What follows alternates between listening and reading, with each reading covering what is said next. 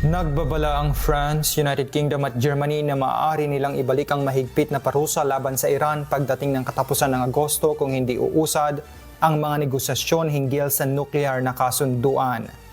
Ayon kay French Foreign Minister Jean-Noël Barrot, ang mga parusang inalis noong 2015 bilang bahagi ng international na kasunduan ay posibleng ipatupad muli. Kabilang sa mga posibleng ipataw na sanksyon ang pagbabawal sa pag-angkat at pag-i-export ng armas, mga limitasyon sa operasyon ng mga bangkong Iranian at mga restriksyon sa teknolohiyang may kinalaman sa programang nuklear.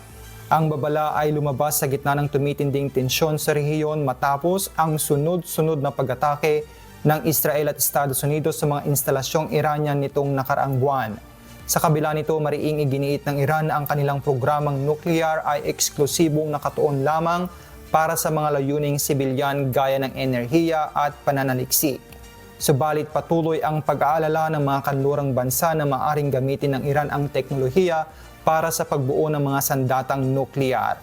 Dahil dito nanawagan ang France at mga kaalyado nito para sa agarang dialogo at malinaw na hakbang mula sa Iran upang maiwasan ang muling pagpataw ng parusa at mapanatili ang katatagan sa gitnang silangan. James Hilario, humahataw sa balita ngayon.